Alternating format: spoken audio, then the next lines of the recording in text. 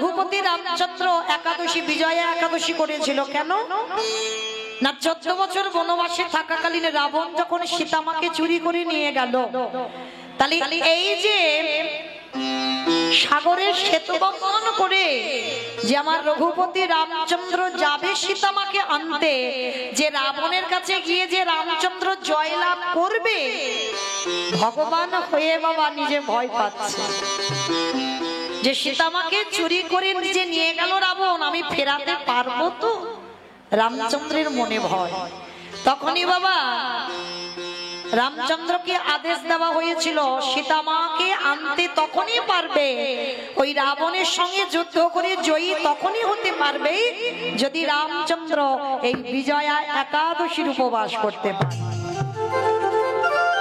আর একাদশীটা এমনি এমনি করেনি বাবা কি হয়েছে হরি বল এই একাদশীর উপবাসটা কিভাবে করেছিল দেখো রঘুপতি রামচন্দ্র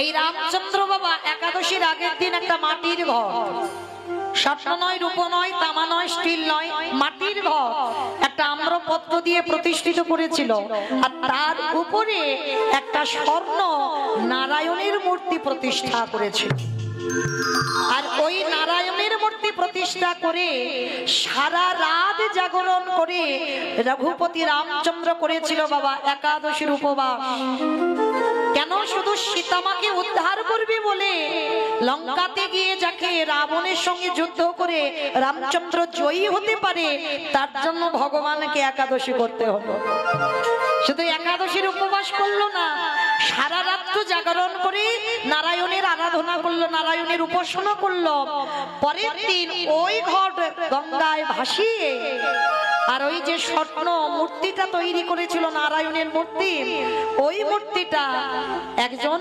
ব্রাহ্মণকে দান করতে হয়েছে ব্রাহ্মণকে দান করতে হলো তারপরেই তো হনুমান ভল্লুকের দল এরা সাগরে একটা করে পাথর ফেলছে পাথর ভাসছে শুধু এরা যে কষ্ট করেছে তা নয় আরো পশু পাখিরা কষ্ট করেছিল বাবা দেখবে একজনের পিঠে একটু হাত বিলানোর চিহ্ন আছে দেখবে কে জানো কাঠবিড়ালি এই কাঠবিড়ালিও আমার সীতামাকে উদ্ধার করবার জন্য অনেক পরিশ্রম করেছিল একটা ক্ষুদ্র প্রাণ মানে কাঠবিড়ালি আমরা যারা দেখেছি কতটুকু প্রাণ বলে তো যখন দেখছে রামচন্দ্র সীতা হারিয়ে খাচ্ছে তখন বসে বসে কাঠবিড়ালি ভাবলো যে আমাদের ক্ষুদ্র প্রাণ আমরা কি সীতামাকে উদ্ধারের জন্য কোনো কর্ম করতে পারবো না তখনই ওই কাঠবিড়ালি কি করছে জানো একবার করে ওই সাগরে গিয়ে ঝাঁপ দিচ্ছে আর গায়ে তো পশমগুলো লেগে আছে জল আর ছুটে এসে ওই বালির উপরে গড়াগড়ি যাচ্ছে আর বালির উপরে গড়াগড়ি গিয়ে এইবার যেখানে হনুমান আর ভল্লুক একটা করে পাথর ফেলছে সেইখানে কাঠবিড়ালি গিয়ে একবার করে গায়ে থেকে বালিগুলো ঝেড়ে ঝেড়ে তাতে কি হলো এই যে পাথরগুলো এই যে এক জায়গায় জয়েন করা হলো ওর মাঝখানে বালিগুলো ঢুকে এরাও বাবা ভগবানের সেবার কাজে লাগলো ভালো করে অনুভব করে দেখেন বাবা আমরা মনুষ্য করে জন্ম নিলাম আমাদের দুটো হাত দিয়েছে ভজন করবার জন্য ভগবানের কর্ম করবার জন্য আমাদের দুটো চরণ দিয়েছে যাতে ভগবানের তীর্থে যেতে পারি কিন্তু আমরা পেয়েও বাবা হেলায় হারিয়ে দিচ্ছি ভগবানের কর্ম করতে পারছি না আর এদের ক্ষুদ্র প্রাণ এরা ভগবানের জন্য পাগল কর্ম করবার জন্য আর সেই রামচন্দ্র যখন সীতা হারিয়ে কেঁদেছিল বাবা তা হঠাৎ আমার শিব আর দুর্গা আকাশপথে উড়ে উড়ে যাচ্ছে যেতে যেতে জগৎজননী মা দুর্গা আমার বাবা ভোলানাথকে ডেকেছিল প্রাণনাথ প্রাণনাথ এদিকে তুমি ডাকছো প্রাণনাথ ভালো করে দেখো কে যেন এই জঙ্গলে কান্নার আওয়াজ কে যেন বসে বসে কাঁদছে না পরম বৈষ্ণব বাবা ভোলানাথ হেসে বলছে পার্বতী ওটা অন্য কেউ নয় তুমি যার আরাধনা করো, আমি যার আরাধনা করি, রঘুপতি রামচন্দ্রের ক্রন্দন ধ্বনি। প্রভু কাঁদছে কেন তাহলে? বলে কাঁদছে এই কারণে, রাবণ সীতামাকে চুরি করে নিয়ে গেছে, পাচ্ছে না, তাই স্ত্রীর বিহনে আজকে রঘুপতি রামচন্দ্র হাহাকার করে বেড়াচ্ছে। কারণ বাবা রামচন্দ্র তো তিনি মর্যাদা পুরুষোত্তম, এ তো আর কৃষ্ণ অবতারে নন যে ভগবানের 16,108টা স্ত্রী ছিল, 8 জন পাট রানী। রামচন্দ্র কিন্তু এটা করতে পারবে না। রামচন্দ্র ওই একটাই ধরনী ছিল, আমার সীতামা। সীতামাকে যখন চুরি করে নিয়ে গেল বাবা, যখন যজ্ঞ করেছিল, পাশে তো সহধর্মিনী রাখতে হয়, তবে যজ্ঞ পূর্ণ হয়। কিন্তু রাম যদি মনে করত দ্বিতীয়বার বিয়ে করতে পারত, কারণ তিনি তো রাজা, তিনি তো ভগবান, কিন্তু তার এমনই মর্যাদা ছিল সীতামাকে ছাড়া দ্বিতীয়বার বিবাহ করতে পারত, যার জন্য স্বর্ণ সীতা বানিয়ে বাবা যজ্ঞে বসেছিল, কিন্তু দ্বিতীয়বার বিয়ে করেনি আমার রামচন্দ্র। তাহলে কতটা ভালোবাসতো আমার সীতামাকে, তা সীতামাকে নিয়ে গেছে, পাগলের মতো রামচন্দ্র কাঁদছে। আর এই সুযোগে জগৎজননী মা দুর্গা মনে মনে ভাবছে, প্রভু আমার বহুদিনের মনের আশা, আমি একটিবার তোমাকে পুত্র স্নেহে আমি আমার হৃদয় ধরতে চাই, একবার তোমাকে হৃদয়ে ধরে আমার মাতৃত্বটা যেন জুড়িয়ে যায়, আমার বহুদিনের আশা। তা বাবা ভোলানাথকে বলছে, মা পার্বতী প্রাণনাথ, এই মুহূর্তে আমি একটা ছলনা করব। কি ছলনা? বলে আমি একটা মায়া সীতা তৈরি হব, মানে জগৎজননী মহামায়া সীতার রূপ ধারণ করবে, আর সীতার রূপ ধারণ করে আমার রামচন্দ্রের সামনে গিয়ে দাঁড়াবে। পরম বৈষ্ণব বাবা ভোলানাথ বলছে, পার্বতী তোমার কি মাথা খারাপ? তুমি জানো না ও কি আর আমরা কি? আর তুমি কার সঙ্গে চালাকি করতে যাচ্ছ? মানুষ মানুষকে ঠকায়, মানুষ মানুষের সঙ্গে চালাকি করে, কিন্তু ভগবানের সঙ্গে চালাকি নয়। আচ্ছা বাবা, এই যে আপনারা আমরা তো ভগবানের আরাধনা করি, কিন্তু ভগবান কার আরাধনা করে পারবেন বলতে? সে আবার যেমন তেমন ভক্ত নয় বাবা, আমাদের মতো ভক্ত হলে হবে নাকি? আমাদের মানে আপনাদের কাউকে বলছি না, আমি আমার সম্প্রদায়। সে ভক্তটা কে জানো? আজকে যার পুজো উপলক্ষে কত মায়েরা বাবার মাথায় জল দিচ্ছ।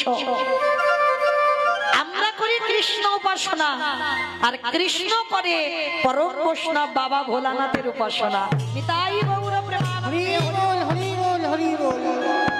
একটা কথা মনে রাখতে হবে বাবা, এই যে আজকের অনেক মায়েরা ব্রত পালন করেছেন, আচ্ছা মা একটা কথা বলো তো, কেন ব্রত পালন করেছেন আজকে?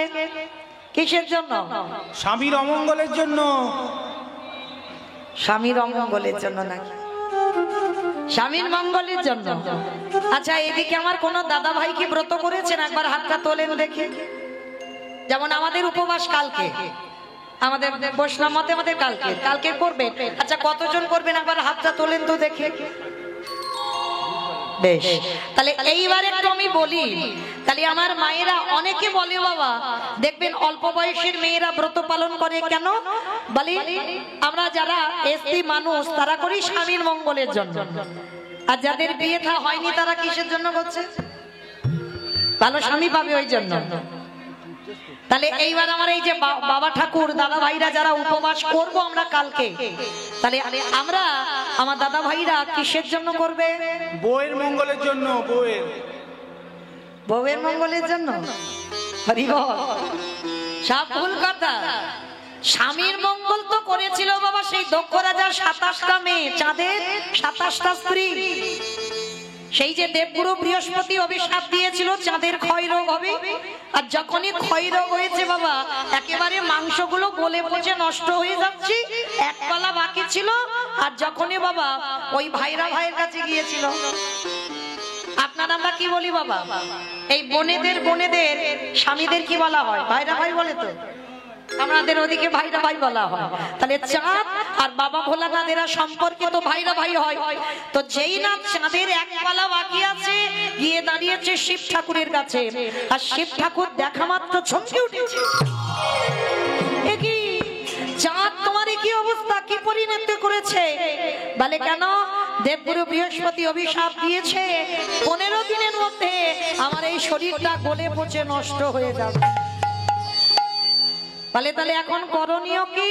বলে একটা কাজ করো, তোমার শরীরে যখন এত জ্বালা, শরীরে যখন এত যন্ত্রণা, তুমি একটা কাজ করো, আমার মাথাটা তো খুব ঠান্ডা, এইবার এক কলা চাঁদকে নিয়ে বাবা আমার জটার ভিতরে রেখে দিল।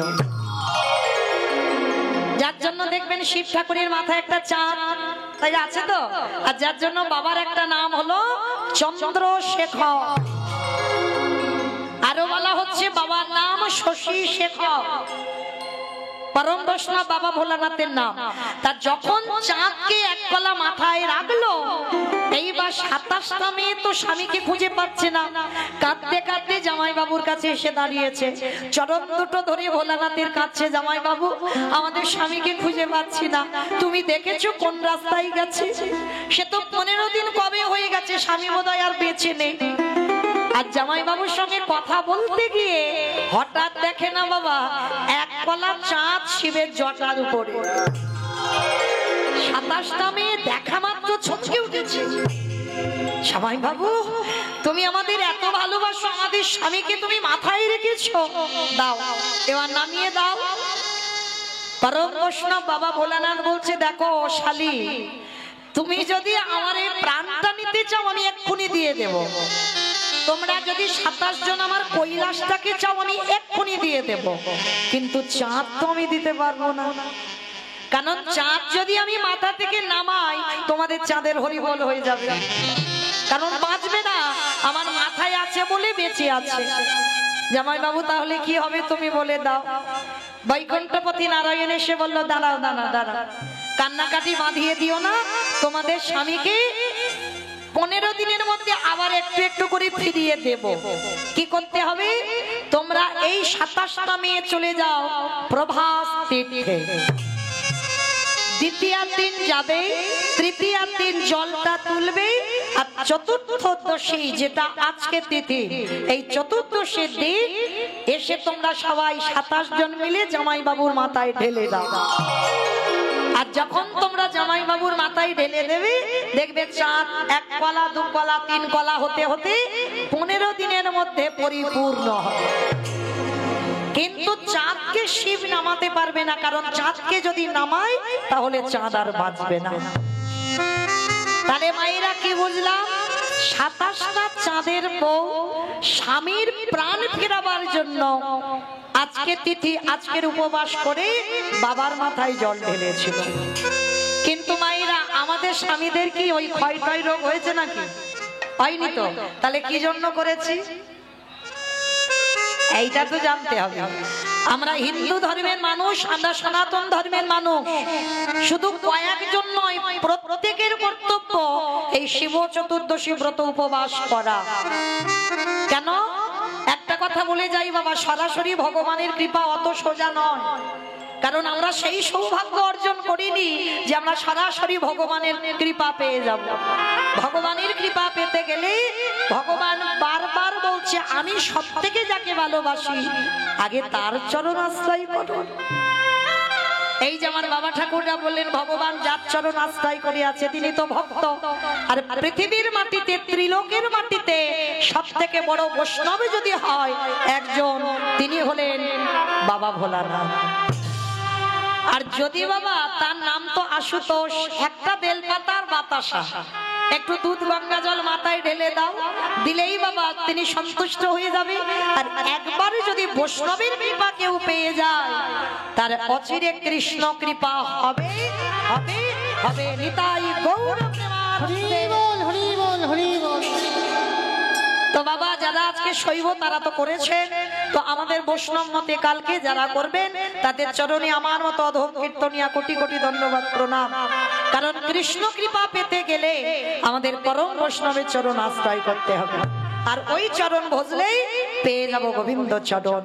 তাহলে মায়েরা সোজা কথা একটা বলে দিলাম, শিব চতুর্দশী ব্রত পালন করার একটাই কারণ, কৃষ্ণ প্রেম ভক্তি লাভ করার জন্য। জড় জগতে কোনো স্বামী নয়, কোনো স্ত্রীর মঙ্গল নয়, একটাই জন্য শিব চতুর্দশী ব্রত কর্ম, যাতে আমাদের কৃষ্ণ প্রেম ভক্তি লাভ হয়। আর যারা ব্রত করেছেন ওই একটাই জিনিস চাইবেন বাবার কাছে, যে প্রভু আমি যেন কৃপা করে কৃষ্ণ চরণ আশ্রয় করতে পারি। তাহলে সেই বাবা ভোলানা পার্বতীকে বলছে, পার্বতী তোমার কি মাথা খারাপ? তুমি এটা কি করছো? তুমি সীতারও ধরে যাবে ভগবানের সামনে, আর ভগবান চিনতে পারবে না? জগৎ জননী মা দুর্গা বলছে অসম্ভব। আমি যদি একবার গিয়ে দাঁড়াই আমার রামচন্দ্র চিনতে পারবে না, আর আমি প্রভু মনে করি একবার রামচন্দ্রকে হৃদয় ধরবো, আর তাতে কি হবে? আমার মাতৃত্বটা আশাটা পূর্ণ হয়ে যাবে।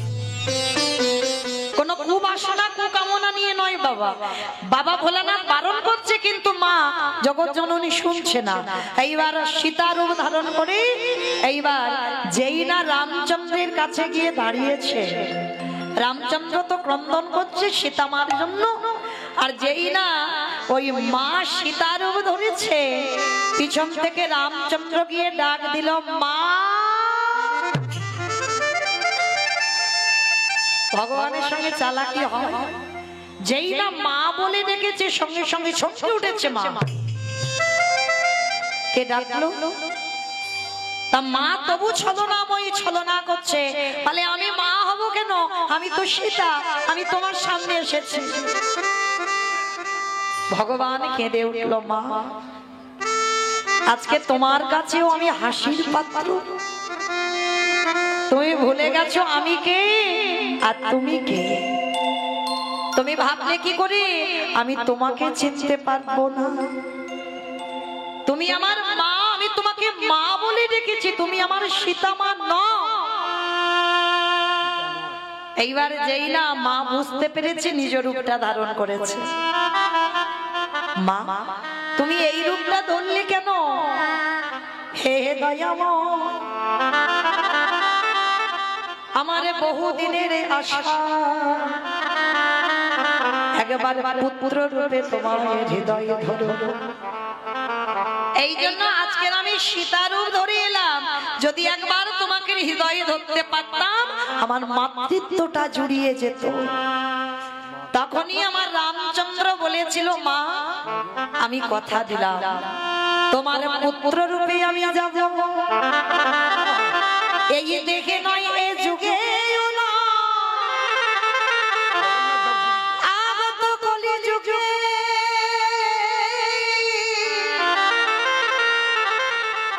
ওই ভোলানাথ হবে সীতা। আরে মা সেই দিন তোমার নাম হবে সীতা। কলি যুগে ওই অদ্বৈত আচার্যের ঘরণী হবে, তোমার নাম হবে সীতা। আর ওই সীতা নাম অনুসারে পরম বৈষ্ণব ভোলানাথের কলি যুগে নাম হবে সীতা নাম। আমি এই আশীর্বাদ আমি করে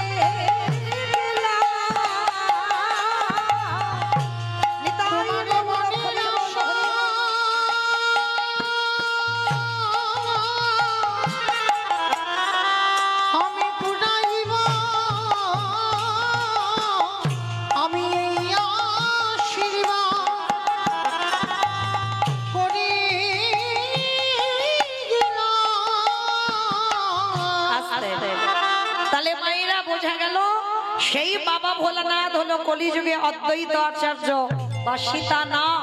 আর জগৎ জননী মা দুর্গা হলো সীতা দেবী। কারণ সীতা রূপ ধরেছিল বলে কলিযুগে মার আশাটা পূর্ণ করে দিল।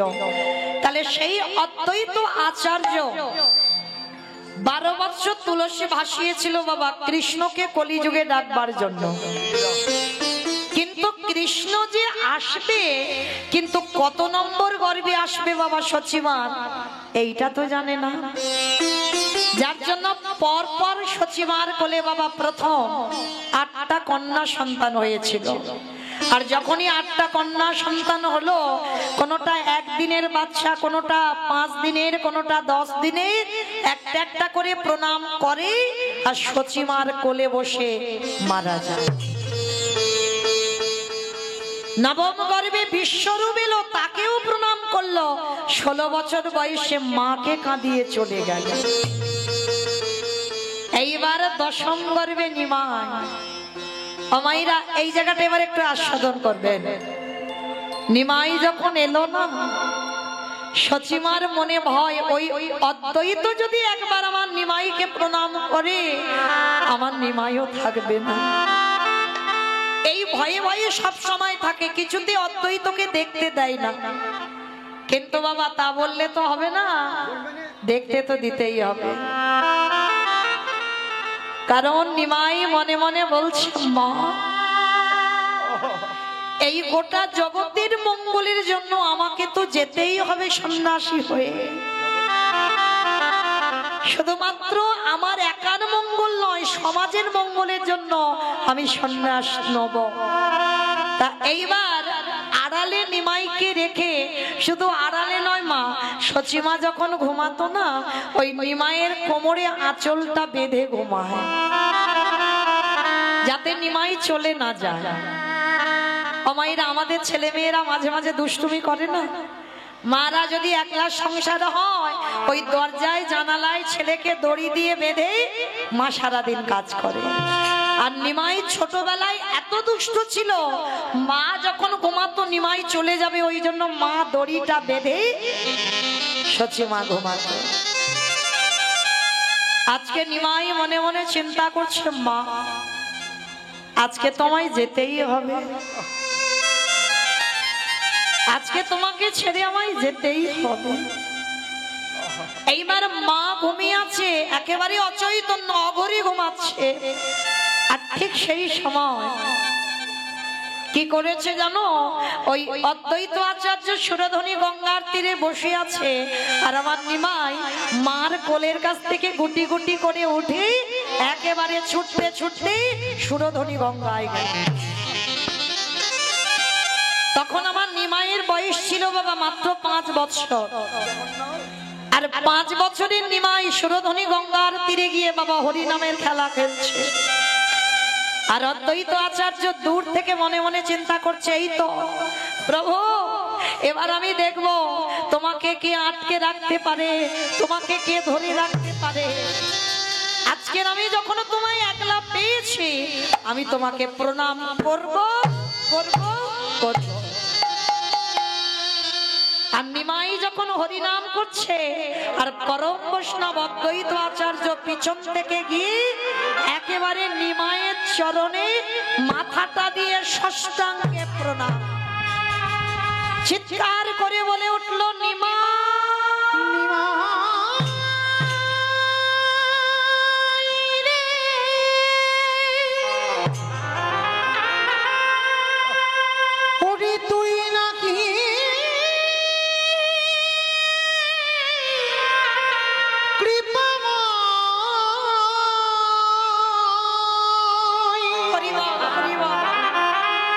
একেবারে কৃপা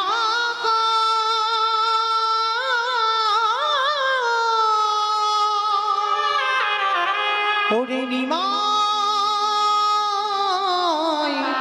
রে। যেই না পরম বৈষ্ণবের মাথাটা নিমাইয়ের পায়ে, অদ্বৈত আচার্যের বয়স তখন 57 বছর, আর নিমাইয়ের বয়স 5 বছর।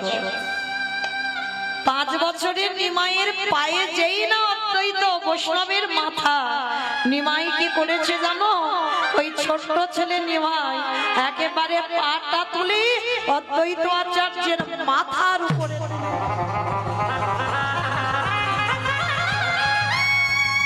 আর জানতে বাকি থাকে বাবাকে ভগবান। 8টা মেয়েকে প্রণাম করলো, মার কোলে বসে মরে গেল। বড় ছেলেটাকে প্রণাম করলো, 16 বছর বয়সে চলে গেল। আর ছোট ছেলেটাকে প্রণাম করতে ওইটুকু বাচ্চা পাটা তুলে আমার মাথার উপরে তুলে দিল। তাহলে এ তো অন্য কেউ নয়, কারণ আমি এমন একজন ব্যক্তি, ছোটবেলায় এই অদ্বৈত আচার্য নবদ্বীপে বাবা এক জগৎজননী মায়ের মন্দির ছিল, আর মায়ের হাত ধরে ছোটবেলায় কমলাক্ষ গিয়েছিল নবদ্বীপে।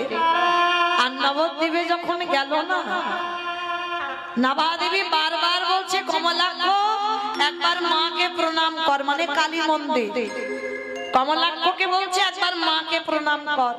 কমলাক্ষ বলছে ও মা, আমি প্রণাম করতে পারবো না, কারণ আমি যদি প্রণাম করি তাহলে এক্ষুনি মূর্তিটা ত্রিখণ্ডিত হয়ে যাবে। এইটুকু বয়সে তুই মনে করিস তুই খুব বড় ভক্ত হয়ে গেছিস?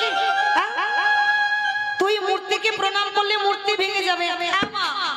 আমি সত্যি কিন্তু বলছি, আমি যদি প্রণাম করি মূর্তি থাকবে না, এক্ষুনি ভেঙে যাবে। আমাকে এরা কি কেউ জানে যে কাকে গর্ভে ধরেছে? যদি জানতো তাহলে কি এই কথা বলতে পারতো? জানে না বলেই তো আজকের এই কথাটা বলবো। নাভাদেবী বলছে কমলাক্ষকে প্রণাম কর তুই। জোর করছে ছেলেকে, ছেলে বলছে ঠিক আছে, তবে মূর্তি যদি ভেঙে যায় তুমি কিন্তু আমায় বকবে না মা। বললাম তো বকবো না, প্রণাম কর। আর যেই না বাবা কমলাক্ষ সবে মাত্র এখনো দেয়নি মাথাটা, সবে মাথাটা নিয়ে আমার ওই কালী মূর্তি ছিল, সবে মূর্তির চরণে প্রণাম করতে যাবে, একেবারে মূর্তিটা মাঝখান থেকে দ্বিখণ্ডিত হয়ে। বাবা পারে কোনোদিন প্রণাম নিতে? কারণ ইনি তো পরম বৈষ্ণব বাবা ভোলা না। তাহলে কি করে পারবে তার পরম স্বামী প্রাণনাথের প্রণামটা নিতে? তাহলে কতটা শক্তি ছিল এই অদ্বৈত আচার্যের।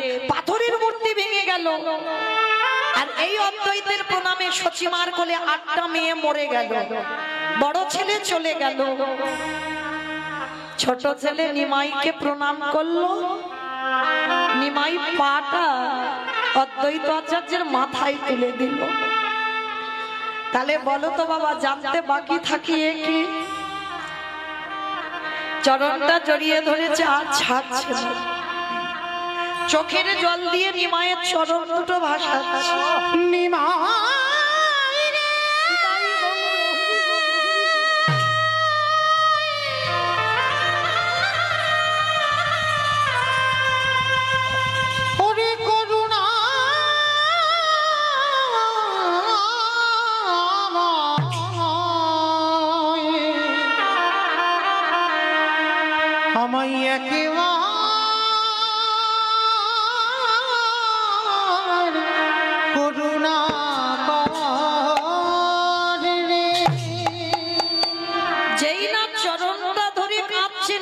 বুঝতে দিচ্ছে না, আরে অদ্বৈত পা ছাড়ো, পা ছাড়ো, কিছুতে ছাড়ছে না। প্রভু আমি জানি তুমি কে।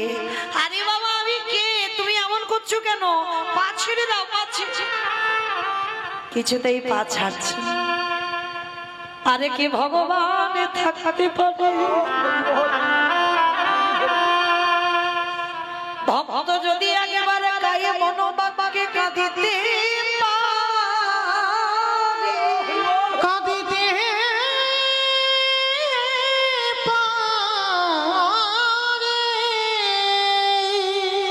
অদ্বৈতকে বুকে ধরে বললেন, অদ্বৈত 57 বছরের বুড়ো আর 5 বছরের নিমাই। প্রভু আর আমাকে কিছু বলতে হবে না, আমি বুঝতে পেরে গেছি তুমি কে আর আমি কে। সেই যদি এলে এত দেরি করলি কেন? 12টা বছর তুলসী চন্দন অগুরু দিয়ে তুলসী পত্র ভাসানো, সেই যদি এলে তো এত দেরি নিমাই হেসে বলছে অদ্বৈত দেরি আমি করি না, ভক্তের ডাক যেদিন সঠিক হয়ে যাবে সেদিন আমাকে কেউ ধরে রাখতে পারবে না। আমি তো সবার দরজারে ধারে দাঁড়াইয়ে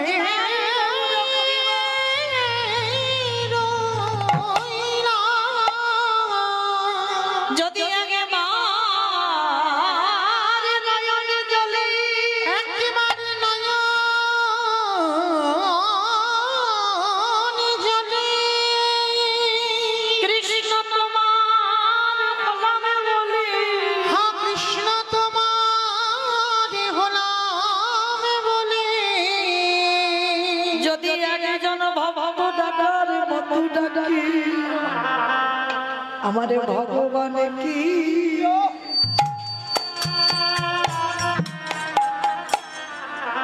বল রহিতে হে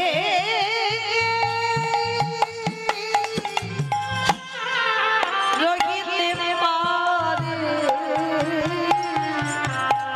যে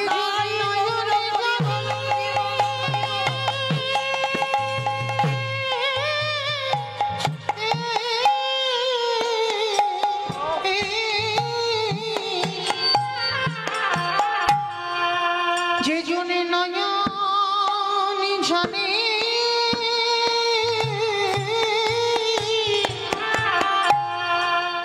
ডাকার মতো ডাকিতে পাহাড়ে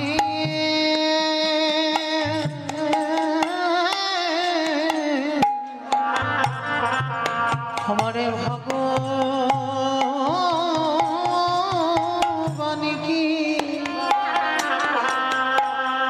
ভগবান কি রহিতে পারে। আমারে ভগবান বললেন ভক্ত গো, আমি মন্দিরে থাকি না, আমি কোনোদিন তীর্থে থাকি না, আমি তীর্থে থাকি না, আমি থাকি ভক্তের হৃদয়ের মাঝে। যদি একজন ভক্ত কাঁদা প্রাণে কৃষ্ণ বলে কাঁদে, আমি তৎক্ষণাৎ তার হৃদয়ে মন্দিরে আমি প্রবেশ করি। যে জনে নয়ন জানে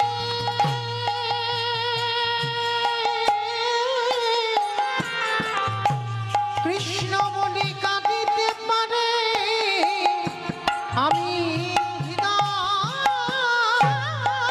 ঘরে তৎক্ষণাৎ প্রবেশ করি।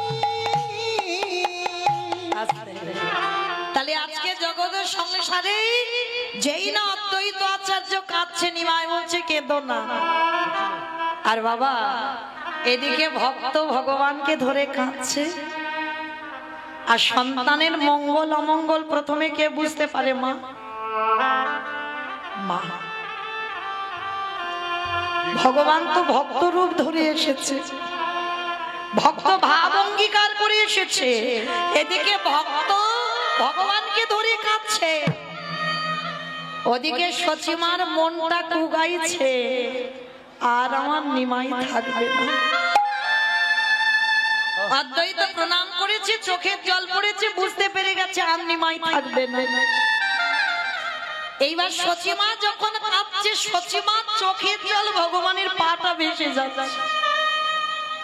যখন নিমাইয়ের চরণ ভেসে যাচ্ছে, নিমাই বলছে অদ্বৈত আর কেঁদো না, দাদা ওদিকে আমার মা কাঁদছে, আমি একটু মার কাছে যাই, একটু তুমি দাঁড়াও, আমার মার বড় কষ্ট হচ্ছে, বড় কাঁদছে।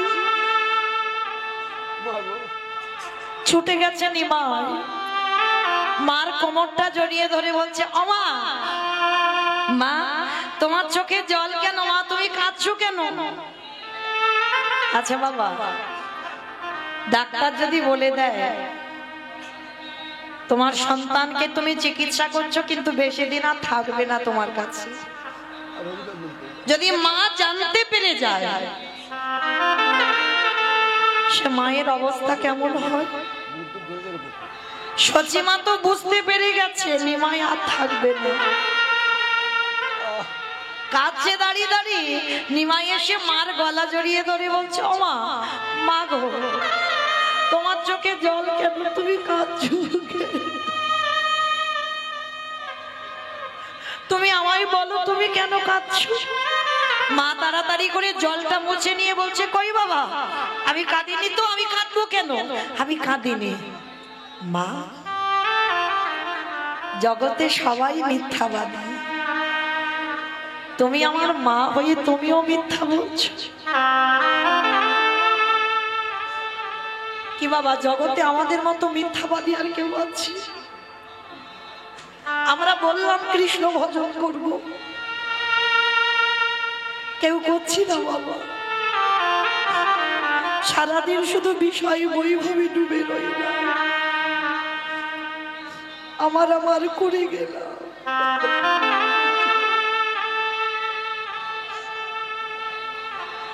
এই বিষয়ে বৈভব না বললে ভগবান যে নেবে না গো। আজকে যেই না মা খাচ্ছে, মাকে বলছে, মা, জগতে সবাই মিথ্যাবাদী, তুমিও মিথ্যা বলছো। বলে, কেন রে নিমাই, আমি কি এমন মিথ্যা বলেছে? বলে, মা, আমি জানি তুমি কেন কাঁদছো।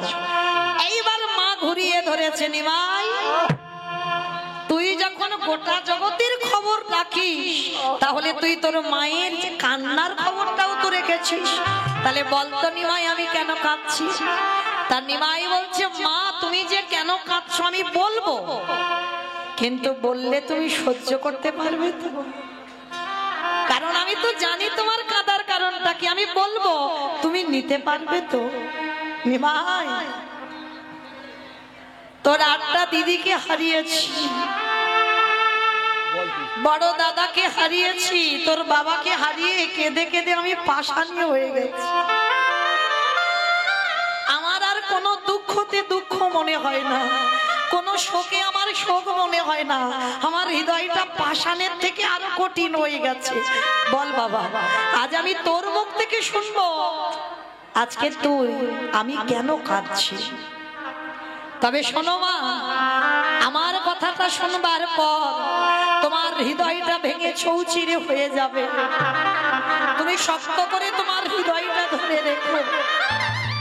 তুমি কাঁদছো এই কারণে, তুমি জানতে পেরে গেছো যেদিন তোমার নিমাইয়ের 24 বছর বয়স হবে, সেদিন তোমার নিমাই সারা নদিয়াবাসীকে কাঁদিয়ে, তোমাকে কাঁদিয়ে চির জনমের মতো হয়ে যাবে সর্বত্যাগী সন্ন্যাসী।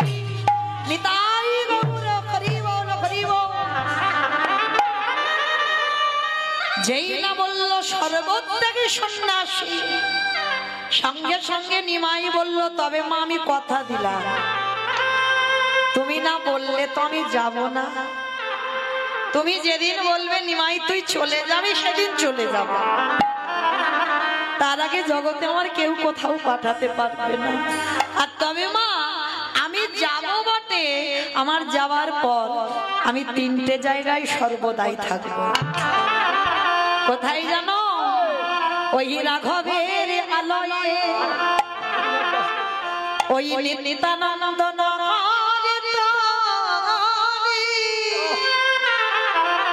ওই না সচি মায়ের রন্ধনশালে। রান্না করতে গিয়ে যদি একবার কেউ সচি মাকে স্মরণ করতে পারো, তার রান্না স্বাদই আলাদা হয়। কেন? নিমাই 3টে জায়গায় সন্ন্যাসের পরেও বর্তমান আছে। কোথায়? রাঘবের আলয়ে, নিত্যানন্দ নর্তনে, সচি মায়ের রন্ধনে। তা এইবার নিমাই বলছে, ওমা তুমি কেঁদো না, আমি কথা দিলাম তুমি বললে আমি তবে যাব। কিন্তু বাবা, আপনারা আমরা তো সবাই জানি সেই নিমাই 24 বছর বয়সে সন্ন্যাসী হয়ে গেল। তাহলে ভালো করে বিচার করে দেখে, আমরা একটা সন্তান হারিয়ে পাগলিনী হয়ে যায়, আর সচিমার দশাটা কি গো, প্রথমে 8টা মেয়ে চলে গেল, দ্বিতীয়বারে বড় ছেলেটা চলে গেল, আবার ছোট ছেলেটাও চলে গেল। তাহলে কেমন মা অপরাধ করেছিল? নিশ্চয়ই তো বাবা কোনো অপরাধ ছিল, যার জন্য মায়ের এই দশা। অপরাধটা কি জানো? এই অপরাধের কথা শুনতে গেলে বাবা আমাদের যেতে হবে একটুখানি সেই ত্রেতা যুগে রঘুপতি রামচন্দ্রের অবতার, যার জন্য সচিমা কলিযুগে বসে বসে কাঁদছে অতগুলো ছেলে মেয়ে হারিয়ে। তাহলে অপরাধটা করেছিল কবে? শুনে নাও বাবা, যেদিন রামচন্দ্র গেল 14 বছর বনবাস। আচ্ছা বলেন তো মা, 15 বছর হলো না, 10 বছর হলো না, 13 বছর হলো না, একেবারে 14 বছর কেন হলো? কইকেয়ী মা কি স্বামীর কাছে বলতে পারতো না যে আমার রাম 10 বছর বনে যাক, 13 বছর বনে যাক, 12 বছর যাক, 15 বছর যাক, 14 বছর বললো কেন? কি বাবা, কারণ যদি না থাকতো তাহলে 14 বছরের উপরে চাপ দিয়ে বলতে পারতো? তাহলে 14 বছর বলেছে তার একটাই মাত্র কারণ, দশরথের যখন কোনো সন্তান সন্ততি হয়নি বাবা, পুত্রেষ্টি যজ্ঞ করে তবে তো পুত্র পেয়েছে। যজ্ঞের চারু পান করে, মানে যজ্ঞের চারু মানে পরমান্ন পান করেছিল, পরমান্ন সেবা করে এই রাম লক্ষ্মণ ভরত শত্রুঘ্নের জন্ম হয়েছিল। কিন্তু এর আগে দশরথ একটা অভিশাপগ্রস্ত ছিল, মানে গোটা সূর্য বংশে একটা অভিশাপ দেওয়া ছিল যে এই সূর্য বংশে যদি কোনো সন্তান জন্ম নেয় আর সে যদি 25 বছরের আগে রাজ সিংহাসনে বসে, তৎক্ষণাৎ তার অপঘাতে মৃত্যু হবে। অভিশাপ দিয়ে রেখেছিল। আর সেই অভিশাপটা শুনে দশরথ হেসে কথাটা উড়িয়ে দিয়েছিল, হায় হায় হায় হায়, কাকে অভিশাপ দিচ্ছ? আমার সূর্য বংশে তো কোনো বংশধরই নেই। পরে বাবা যজ্ঞ করে যখন রাম লক্ষ্মণ ভরত শত্রুঘ্নকে পেল আর ছেলেটাকে পেয়ে আনন্দে ভুলে গিয়েছিল বাবা দশরথ অভিশাপের কথা, কিন্তু মনে ছিল শুধু একজনে, সেটা হলো বাবা কইকেয়ী মা। মায়েরা একটা কথা বলি, যদি এখানে কেউ সৎ মা হয়ে আছো, যদি কেউ সৎ মা হয়েছ, তো চেষ্টা করো মা যেন কইকেয়ী মার মতো সৎ মা হও। সৎ মা মানে কি? কথাতেই উত্তর বেরিয়ে যাচ্ছে, দেখেন, সৎ মা হৃদয় তার পবিত্র হবে, হৃদয় তার সৎ হবে। মনে রেখো মা, যে যার হৃদয়ে মাতৃত্ব থাকবে, শুধু নিজের ছেলেটা ছেলে আর অন্যের ছেলেটা ছেলে নয়, সেটা কোনোদিন মায়ের হৃদয়ে আসে না। যদি তুমি প্রকৃত মা হও, তোমাকে যদি কেউ মা বলে ডাকে, তুমি নিজের ছেলেকে যেমন চোখে দেখবে, তার থেকে বাবা বেশি চোখে দেখতে হবে অন্যের ছেলেটাকে। কারণ নিজের ছেলের বেলায় যদি বাবা একটু কম দামি জামা কাপড় কিনে দাও, কিন্তু এই সব ছেলের বেলা তোমাকে দামি জামা কাপড় দিতে হবে। নিজের ছেলে বললে বুঝবে, কারণ ওটা তুমি তার মা। তোমার ছেলেকে একটা ছোট বাটিতে খেতে দাও, আর অন্যের ছেলেকে বাবা বড় বাটিতে খেতে দিতে হবে। যদি তোমার চরিত্রটা এমন হয়, তাহলে তুমি কিঞ্চিত কইকেয়ী মার চরিত্র অর্জন করেছো। এই যে রাম রাজা হবে যখন রাজ্যে ঘোষণা হলো, কারোর মনে ছিল না মা, কইকেয়ী মার মনে ছিল রাম যদি রাজা হয় আমার রামের মৃত্যু হয়ে যাবে। কারণ দশরথ তো ভুলে গেছিল অভিশাপের কথা, শুধু মনে ছিল আমার কইকেয়ী মা, আমার রাম যদি রাজা হয় আমার রামের মৃত্যু হবে। কারণ অভিশাপ আছে 25 বছরের আগে রাজা হওয়া যাবে না। তাহলে কি হবে? রামকে কায়দা করে এই রাজ্যের বাইরে পাঠিয়ে দিতে হবে। ভালো করে ভাবে, রামের যদি তখন অত কম বয়স হয়, ভরতের কি 25 বছরের বেশি বয়স ছিল? ছিল না তো। এই ত্যাগের জায়গাটা একটু লক্ষ্য করে। এদের বলবে মা, মরণ যদি হয় আমার ভরতের হোক, মরতে যদি হয় আমার ভরত মরুক, কিন্তু আমার রাম যেন ভালো থাকে। এত বড় কথা কইকেই মা কাউকে বলতে পারেনি, কিন্তু আমার রাম জানতো। ওই বনবাসে যাওয়ার আগে রাতের অন্ধকারে কইকেই মাকে গিয়ে বলেছিল, মা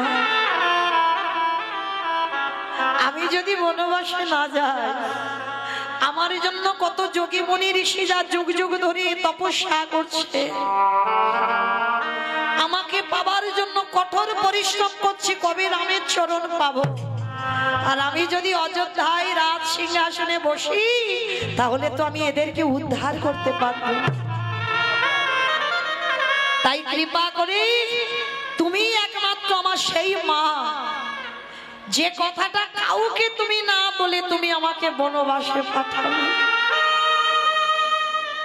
আর কইকেয়ী মা এই কথাটা গোপনে রেখে রামকে বনে দিল, ভরতকে 14 বছরের ভরতকে বনবাসে দিয়ে, হরি বল, রামকে বনবাসে দিয়ে ভরতকে রাজ সিংহাসনে বসালো। আর যেদিন আমার রাম ফিরেছিল বাবা অযোধ্যায়, অযোধ্যায় তো সাজো সাজো রব। যেদিনটা বাবা আমরা কালী পূজার দিন, দিওয়ালি, ওই দিন রামচন্দ্র ফিরেছিল বনবাস থেকে, যার জন্য বাবা ঘরে ঘরে মোমবাতি জ্বালা হয়, ঘরে ঘরে প্রদীপ জ্বালানো হয়। কেন? অযোধ্যা থেকে রাম চলে গিয়েছিল, সেদিন থেকে অন্ধকার নেমে এসেছিল। আর যেদিন রাম আসবে, সারা অযোধ্যা চারিদিকে বাবা ওই প্রদীপ মোমবাতি চারিদিকে আলোয় আলোকিত হয়েছিল, সোনার মতো ঝলমল করছিল। আজকে রাম ফিরে এসে দরজায় দাঁড়িয়েছে, দরজায় দাঁড়িয়ে শুধু একটাই কথা ডাক দিয়েছিল, মা মা গো,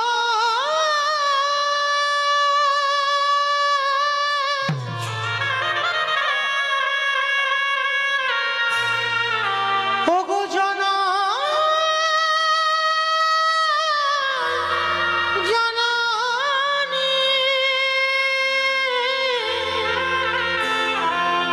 একেবারে দেখা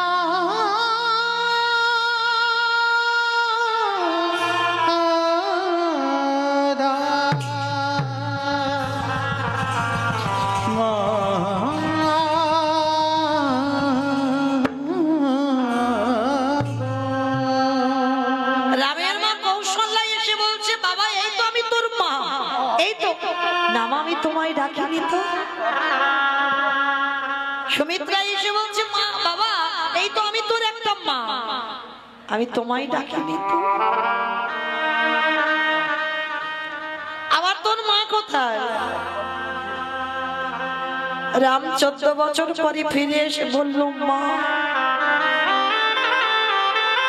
আমার কইকেই মা কোথায়? চুপ কর, একটা কথা বলবি না। যে মা তোকে 14টা বছর বনবাসে দিল, যে মা তোর বাবার প্রাণটা নিয়ে নিল, সেই কইকেই মাকে আমরা সবাই কারাগারে বন্দী করেছি। ওর মুখ আমরা কেউ দেখি না। রামচন্দ্র ওইখানেই বসে পড়েছি।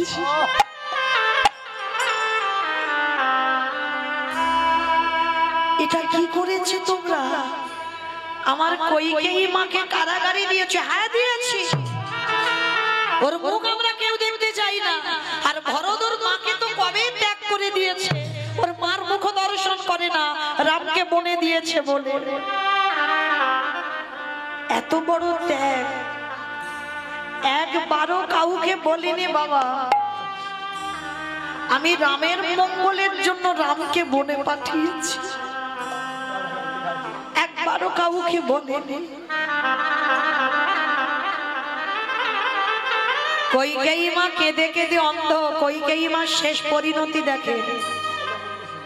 কেঁদে কেঁদে অন্ধ, চোখে দেখতে পায় না, রামের জন্য কেঁদে। শুধু ওই কারাগারে খুঁজে বেড়াচ্ছে রাম, আমার রাম এলি বাবা। ওরে রাম রে,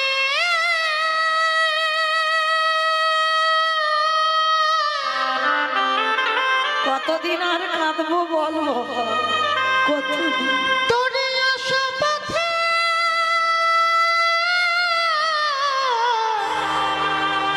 নয়ন দিয়ে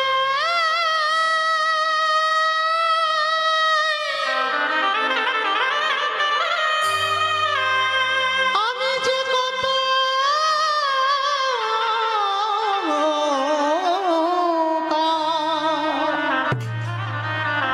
আমি যে কত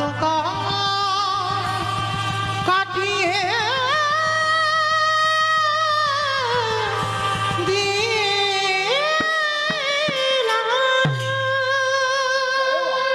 কারাগারে খুঁজে বেড়াচ্ছে রাম, একবার আয় না বাবা, মরার আগে একবার অন্তত তোকে দেখে যাবো, যেতে পারি। চোখে দেখতে পাই না। রাম বনবাস থেকে ফিরে সবার প্রথমে কারাগারের দরজায় গিয়ে আছাড় খেয়ে রামের মাথাটা কইকেই মাছ ছড়নে। নিতাই গৌর হরি বল, হরি বল, হরি বল। যিনি বিশ্বের স্রষ্টা মালিক ভগবান, তার মাথাটা পড়েছে কইকেই মাছ চরণ। কে কে আমার পা দুটো জড়িয়ে ধরলি, কে? সর্বাঙ্গে হাত বুলাচ্ছে, চোখে তো দেখতে পাচ্ছে না। রাম বলে উঠল, মা। কে কে আমায় মা বলি ডাকলো, কে তুই? আমি তোর রাম, নয়ন জলে মায়া।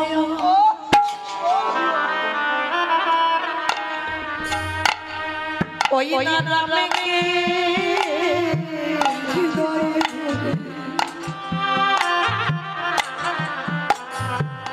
কাঁদে আর বলে খোকারে,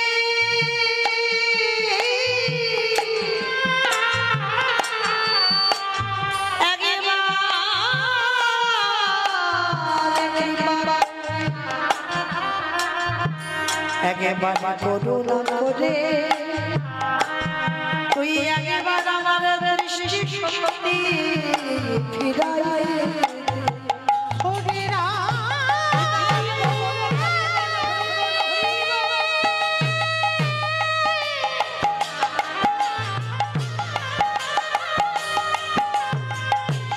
আমি আর তো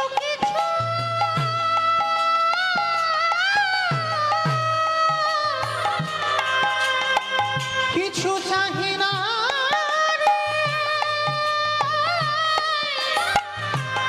একেবারে কৃপা করে করুণা করে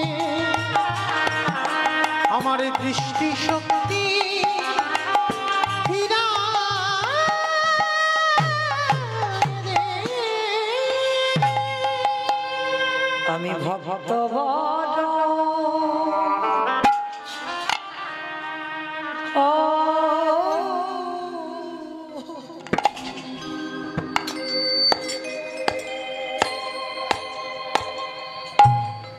ভালো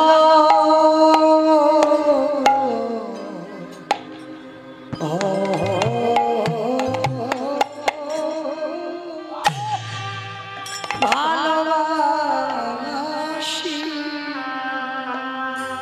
আমি যে ভক্তের লাগি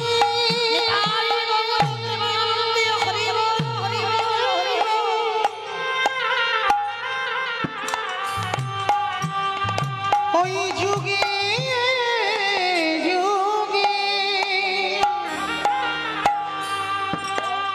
যুগে যুগে ভক্তের কাছে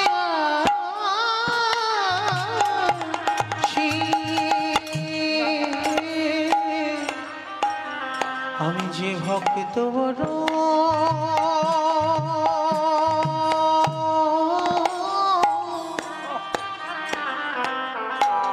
ভালো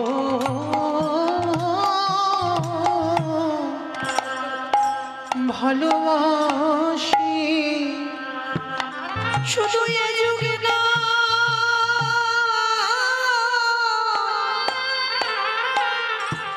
প্রতি যুগে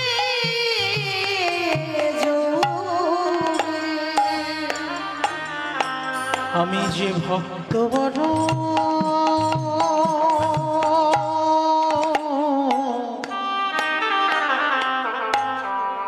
বড় ভালো ভালোবাসি যে করে আমার আশ তারে করে সমনা তবু যদি না ছাড়ি আমার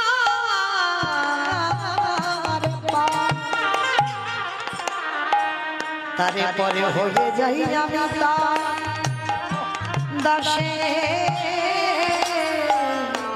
অনুরাগ যে যদি নয় বলে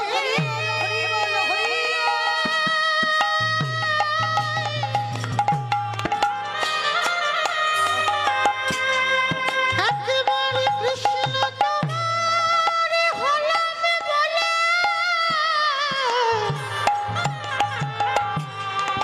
ডাকার মতো করে ডাকিতে পারে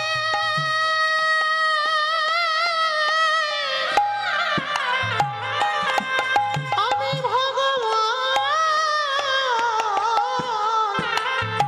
ভগবান হয়ে সেই ভক্তের দানে সেই ভক্তের দানে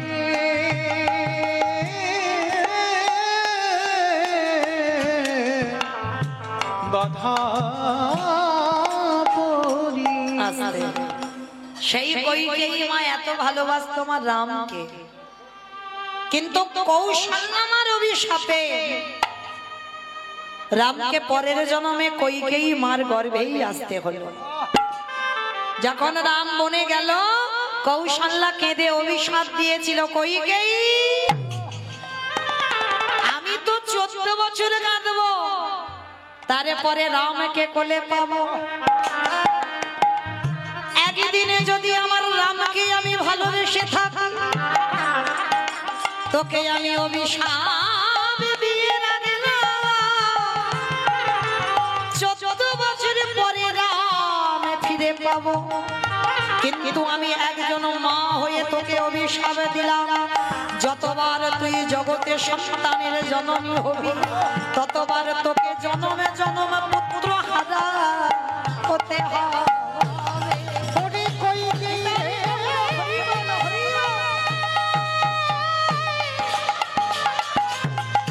তোকে জনমে জনম পুত্র হারার যে কি যাতনা তোকে জনমে জনম বুঝিতে হবে মনে রাখেন অভিশাপ দিল জনমে জনম তোকে ভোগ করতে হবে সন্তান হারাবার বেদনা সেই কৌশল্যার অভিশাপে কইকেয়ীকে আসতে হলো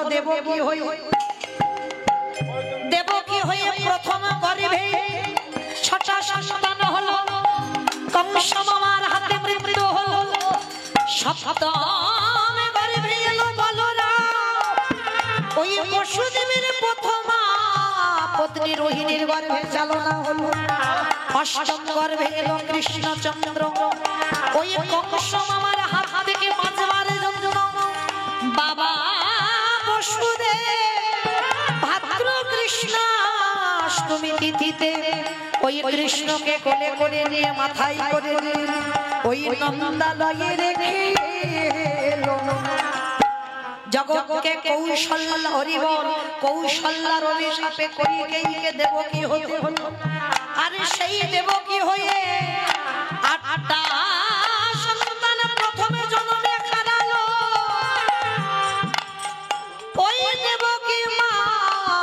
তৃতীয় জন্ম হলো গুন্ডিচা মা। গুন্ডিচা মা মানে ইন্দ্রদম্ন রাজা স্ত্রী, জগন্নাথ ধাম পুরী ধাম যে প্রতিষ্ঠা করেছিল ইন্দ্রদম্ন রাজা, ওরই স্ত্রী যার নাম হলো গুন্ডিচা।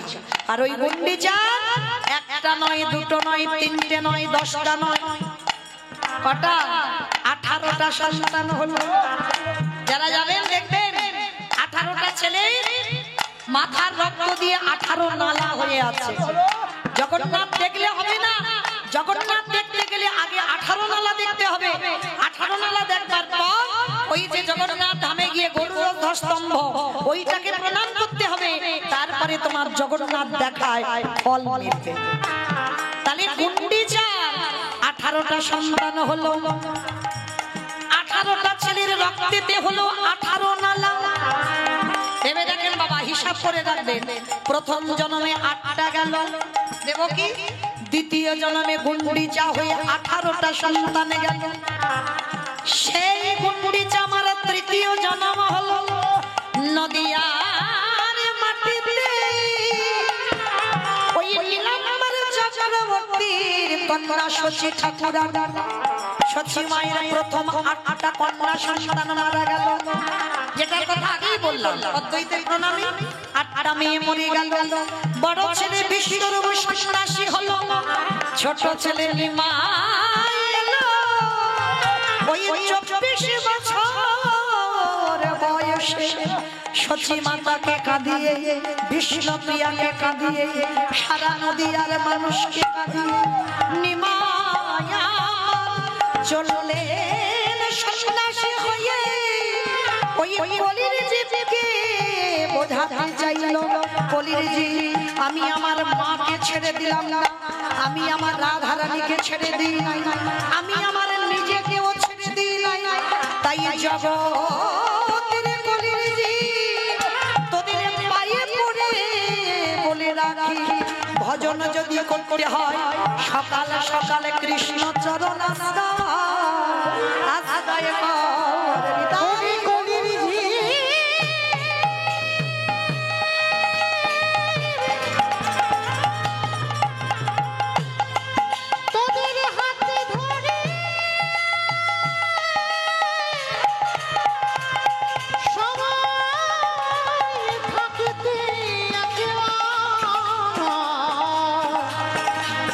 গোবিন্দ চরণে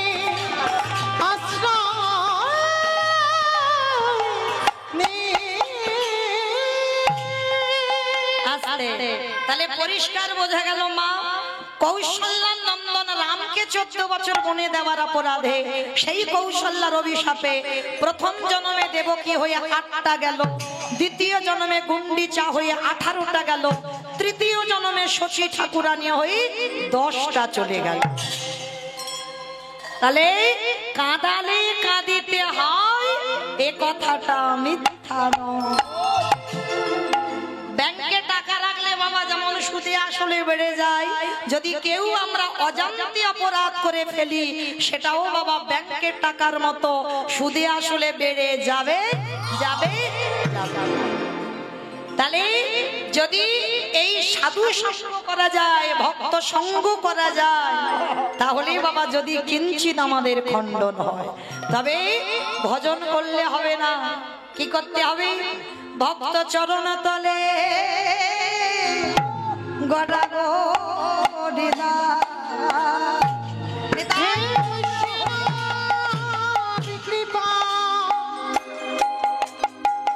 কৃপা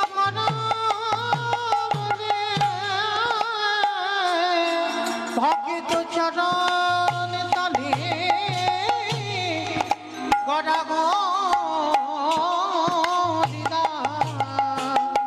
শুধু গড়াগড়ি দিলে হবে না, ওই ভক্ত পদ ধুলা অঙ্গে নিতে হবে। কেন? এ তো ধুলা নয়, এ তো ধুলিও নয়, এ যে হলো গোপীর পদ ধুলা। এই ধুলা মাখিয়াছিল নন্দের গলা। তাহলে এ ধুলো না, তাহলে ভগবানের কৃপা পেতে গেলে যারা আজকের উপবাস করে বসেছ ভক্ত চরণ তলে গড়াগড়ি দাও, শুধু গরম তলে গড়াগড়ি দিলে হবে না, ওই ভক্তের পদ ধুলা লয়ে আজ অঙ্গে হরি বল, অঙ্গে মাখয়া নয়ন জলে ভাসো।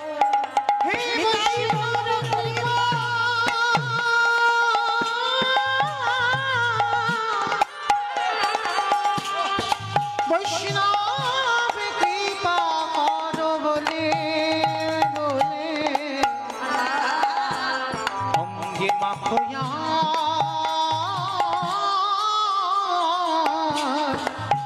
নয়নে জলে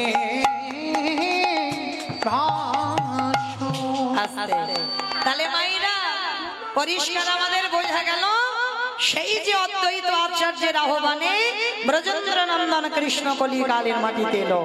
আর শুধু একা নয়, আর একজনকে সাথে করে নিয়েছে সেখানে, জানো নিতাই যারে দেখে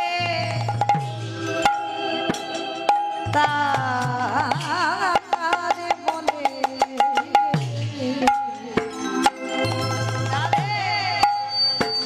দ্বন্দ্বে তৃণ ধরি ধরি রে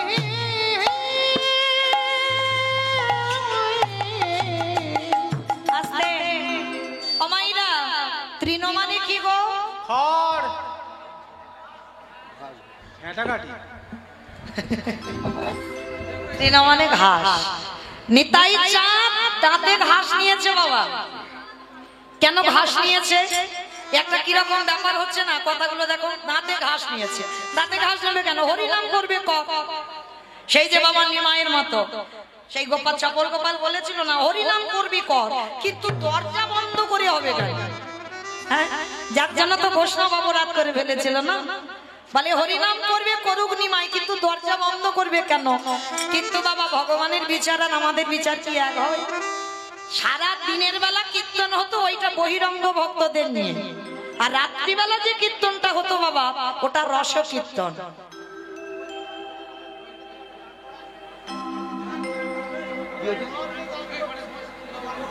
কোথায় বাড়ি তোমার? আস্তে আস্তে আস্তে শুনেছো? বেশ এখানে করেন না, কোথায় ছিল তুমি? আস্তে আস্তে আস্তে আস্তে।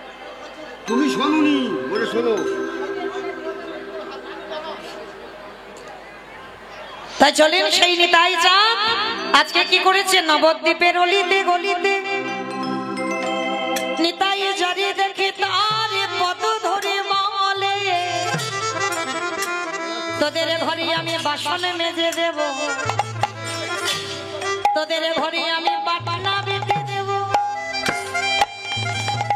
তোরা যা বলবি আমি তাই শুনবো, তবে তোদের একটা কাজ করতে হবে। কি কাজ? তোরাই আমারে তোরাই আমারে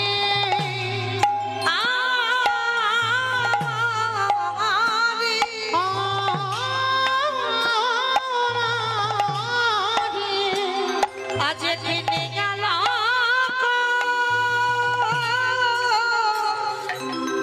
ওই একেবারে বলো গো হরি, তোরাই আমারে চিনিয়ালা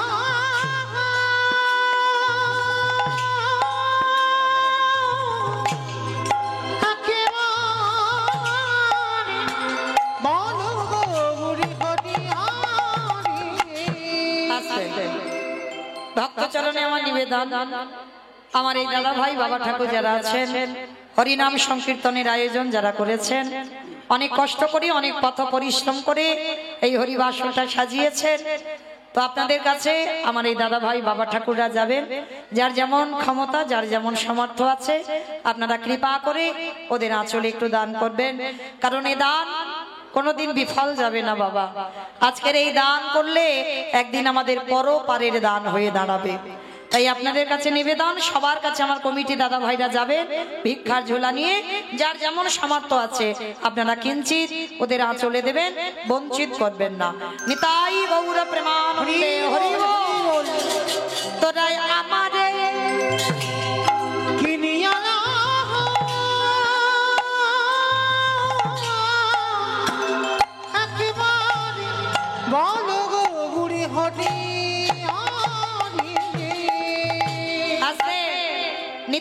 চাঁদ হরি নামের ডালাটা নিয়ে এসেছে বাবা।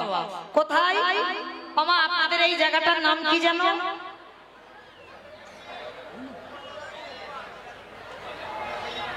জানো? প্রসাদপুর প্রসাদপুর প্রসাদপুর। বেশ, তো বাবা আমার নিতাই চাঁদ আপনাদের এই প্রসাদপুরে এসেছে। এসে কি করছে জানো? পাহি কাটে, পাহি কাটে বলি পাহি কাটে। বলে পাহি কাটে। আচ্ছা মা, মাঠে থেকে সবজি একসঙ্গে তুলে যখন একসঙ্গে দিয়ে দেন তাকে কি বলেন আপনারা? পাইকারি। তো নিতাই চাঁদ কি করছে দেখো, হরি নামের ডালাটা এনে পাহি কাটে। পাহি কাটে একটা কথা বলছি, দুটো মানে হচ্ছে দেখেন। পাহি কাটে বলে পাহি কাটে। একটা একসঙ্গে দিয়ে দিচ্ছে পাইকারি দেওয়া, আর একটা মানে হচ্ছে যে পাইকারে। এই হরিনামটা যে দেব আমি তেমন মানুষ পাচ্ছি না। শেষে বাবা নিতাই চাঁদ কি করেছে জানো? এক জায়গায় এসে আপনাদের এই প্রসাদপুরে ঢেলে দিয়েছে। কোথায়? বলে দোকানে। দোকানে এই দোকানে, এই দোকানে আস্তে। আমার পানের দোকান, সবজি দোকান, মুদিখানা দোকান, স্টেনারি দোকান, কোন দোকানে দিল? ফুচকা দোকানে। ফুচকা দোকান। কোন দোকানে বাবা? এই দোকানে। এই দোকানে যারা দোকানে খুলে বসে আছে, হরি নাম দিল দোকানে। যারা দোকানে খুলে বসে আছে, হরি নাম দিল দোকানে। যারা দোকান খুলে বসে আছে নাম দিল দোকানে। এত বলি নিতাই চাঁদ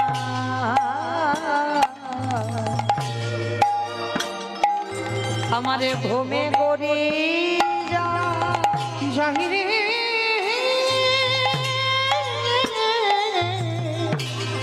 আহা এত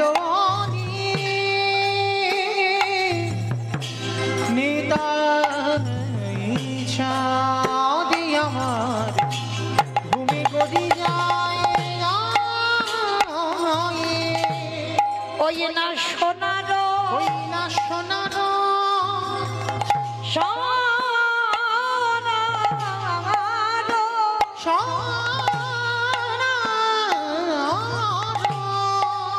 পর্বত যেন ওই না ধুলা এলো আহা সোনার পর্বত যেন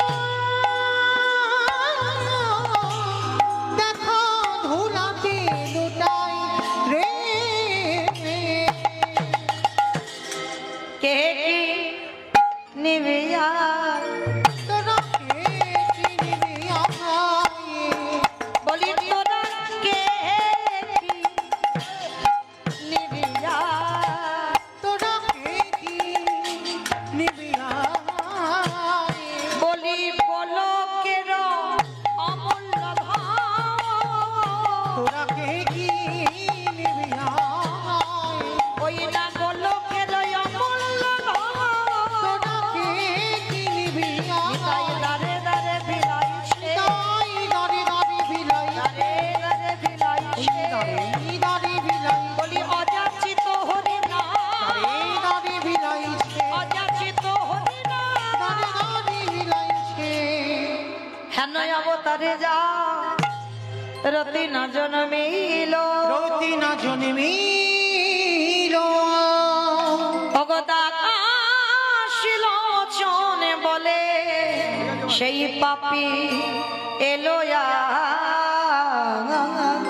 এলো আর, এলো আর,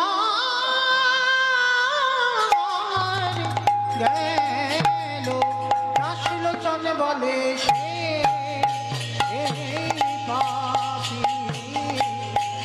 এলো আর, গেল রে।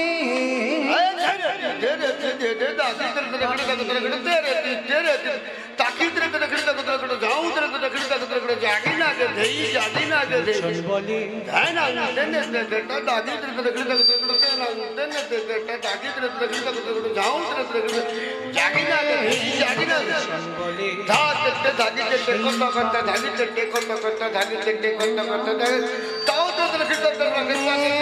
বলে লোচন বলে পাবি এলো গেল রে লোচন বলে নিতাই গৌর প্রেমানন্দী হরি বল হরি বল হরি বল।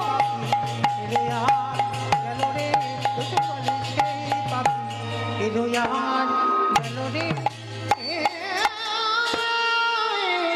দাস লোচন বলে সেই পাপে জানিতাই চলুন আচার আমরা সবাই চলে যাব মধুমাস ধাম বৃন্দাবন ধাম। তো এতক্ষণ নবদ্বীপে ছিলাম, সবাই একবার প্রেম সে বলেন তো গৌর সুন্দরী কি ধ্বনিটা হলো কি? এটাও জয়, এটা জয় নয়, একটু প্রেম সে জয় দিতে হবে। এত জোরে জয় দাও, কত দূর শোনা যাবে? চাম্পাটি যাবে ওদিকে, ওদিকে ঘটকপুর যাবে। আমার চাম্পাহাটি ঘটকপুর যাবে, যাবে বেশ, যার না যাক মাথা তো নেড়েছে এতেই হবে। আচ্ছা দেখি সবাই মিলে একবার আমার নিতাই চাঁদ গৌর চাঁদের মতো হাত দুটো তোলো তো দেখি একবার সবাই, কারণ আজকে তিথিটা তো বড় উত্তম। তো চলে দেখি সবাই প্রত্যেকের চরণ ধরে নিবেদন, যেসব দাদা ভাইরা দাঁড়িয়ে আছেন ভাইরা সবার চরণ ধরে নিবেদন, সবাই তোলে দেখি একবার, একবার সবাই প্রত্যেকে বলবেন। আমা ওই জায়গাটা একটু ধসে গেল কেন? এই ধসা রোগটা ভালো নয়, তোলো দেখি সম্পূর্ণ প্রত্যেকে বলো গৌর সুন্দরী কি নবদ্বীপে ধাম কি সচির নন্দন কি বিষ্ণুপ্রিয়া কি নিতাই চাঁদ কি ভক্তবৃন্দ কি হরিবাসন ধাম কি সাধু গুরু বৈষ্ণব কি আপন আপন গুরু চরণে কি কমিটি ভাই সব কি হরিনাম যজ্ঞ কি আজকের আনন্দ কি শিব চতুর্দশী ব্রতী যারা করেছেন তাদের জয় কি নিতাই গৌর প্রেমানন্দে।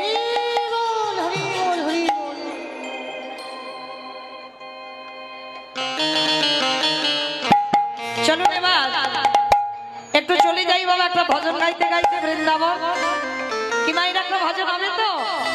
ওই দেখে একটু উলুধ্বনি দাও। বেশ, সুরধ্বনির কিনারায় সোনার নুপুরে দিয়া পায়ে নাচে না গরি গো সুন্দর গৌরাঙ্গ। সুরধ্বনির কিনারায় সোনার নুপুরে দিয়া পায়ে নাচে না গরি গো সুন্দর গৌরাঙ্গ।